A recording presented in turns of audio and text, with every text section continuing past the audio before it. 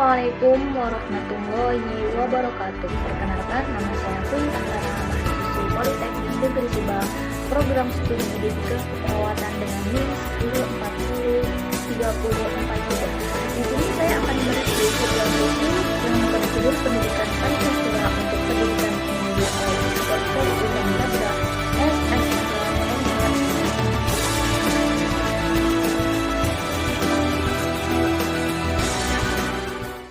Bab yang pertama menjelaskan tentang orientasi terhadap pendidikan Pancasila. Pendidikan Pancasila sendiri di perguruan tinggi memiliki tujuan secara khusus adalah 1. Dapat memahami, menghayati, dan melaksanakan pendidikan Pancasila dan Undang-Undang 1945 dalam kehidupan sebagai warga negara Republik Indonesia yang berjiwa Pancasila. Yang kedua adalah menguasai pengetahuan dan pemahaman tentang dasar beragam masalah, dasar kehidupan masyarakat, berbangsa, bernegara, dan hendak diatasi dengan penerapan pemikiran yang berlandaskan Pancasila dan Undang-Undang 1945. Yang ketiga adalah memupuk jiwa dengan nilai-nilai serta norma dalam Pancasila. Dalam penjelasan di atas dapat disimpulkan bahwa tujuan dari mempelajari Pancasila adalah dapat mengetahui Pancasila yang benar, yakni dapat dipertanggungjawabkan baik secara yuridis, konstitusional maupun secara objektif ilmiah. Secara yuridis konstitusional, Pancasila digunakan sebagai dasar negara yang mengatur atau menyelenggarakan pemerintahan negara.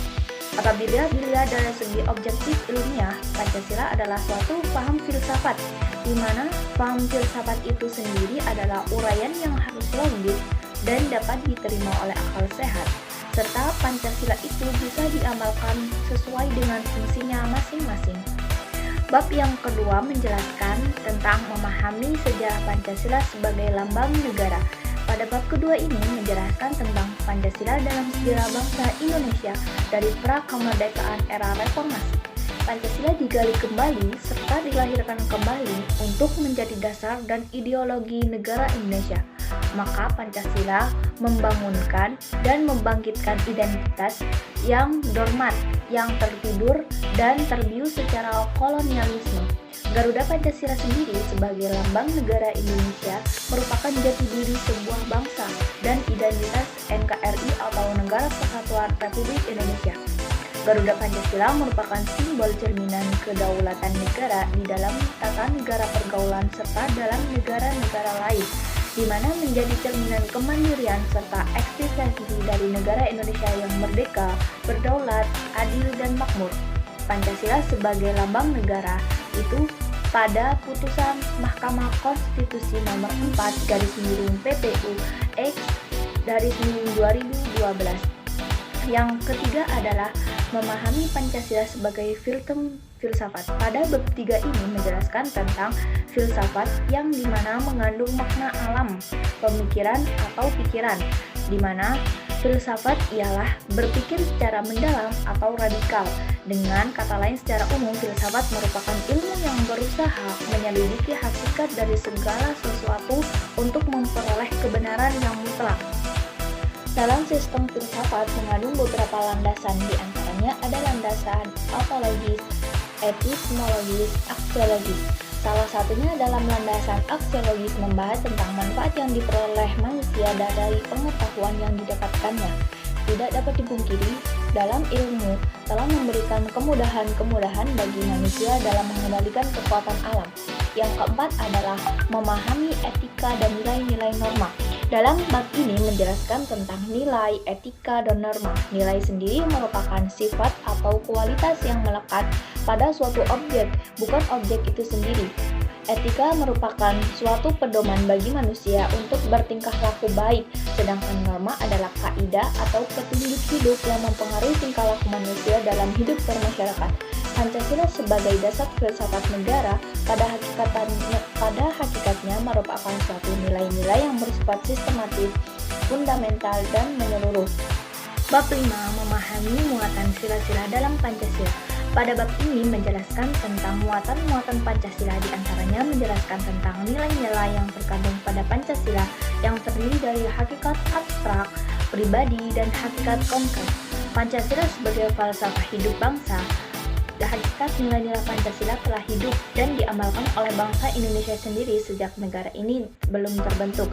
Artinya, rumusan Pancasila sebagaimana tertuang dalam alinea keempat Undang-Undang 1945 sebenarnya merupakan refleksi dari falsafah dan budaya bangsa, termasuk di dalamnya bersumber dan terinspirasi dari nilai-nilai dan ajaran agama yang dianut bangsa Indonesia.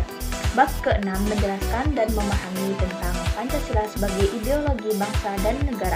Pada bab ini menjelaskan tentang ideologi bangsa dan negara yang dimana memiliki makna sebagai lembaga kemasyarakatan, sebagai organisasi hidup manusia, senantiasa memiliki cita-cita, harapan, serta pikiran bersama menjadi dasar dari dalam kehidupan bernegara. Bab ke-7 menjelaskan tentang memahami demokrasi Pancasila. Pada bab ini menjelaskan tentang konsep demokrasi semula lahir dari pemikiran mengenai hubungan negara dan hukum di Yunani kuno, kemudian dipraktikkan dalam kehidupan bernegara pada abad 6 sampai dengan 3 Masehi. Unsur utama dari demokrasi Indonesia bersumber pada Pancasila adalah musyawarah yang bersumber pada sila keempat yang intinya adalah win-win solution. Bab ke-8 memahami tentang hak dan kewajiban hak asasi manusia dalam Pancasila. Pada bab ini menjelaskan tentang hak dan kewajiban asasi manusia dalam Pancasila, yang mana hak asasi manusia pada hakikatnya merupakan hak kodrati secara intrinsik yang melekat dalam diri manusia sejak lahir. Negara yang dianut Indonesia adalah negara hukum didasarkan atas kodrat dan fungsi dasar manusia. Pada bab 9 ini yang menjelaskan memahami Pancasila dalam sistem ketatanegaraan Indonesia. Pada bab ini menjelaskan tentang Pancasila dalam konteks ketatanegaraan Republik Indonesia adalah pembagian kekuasaan lembaga-lembaga tinggi negara, hak dan kewajiban masing-masing, keadilan sosial, dan lainnya diatur dalam Undang-Undang Dasar Negara yang saling berhubungan antara pembukaan Undang-Undang Dasar 1945 dengan pasal Undang-Undang dan Proklamasi 17 Agustus 1945. Bab yang terakhir adalah bab 10 tentang Pancasila sebagai paradigma dalam kehidupan bermasyarakat, berbangsa, dan bernegara. Pada bab ini menjelaskan tentang paradigma merupakan suatu asumsi dasar dan teoritis yang umum merupakan sumber hukum, penerapan pengetahuan dan karakter ilmu itu sendiri. Eksistensi Pancasila sebagai paradigma pembangunan di era globalisasi. Globalisasi adalah suatu proses tatanan masyarakat dunia di mana tidak hanya dalam satu bidang saja, akan tetapi menjelajah ke berbagai bidang kehidupan, yaitu ekonomi, sosial, budaya, pendidikan, politik, dan bidang-bidang lainnya. Demikian review dari buku pendidikan Pancasila untuk perguruan tinggi. Kurang lebihnya mohon maaf. Wassalamualaikum warahmatullahi wabarakatuh.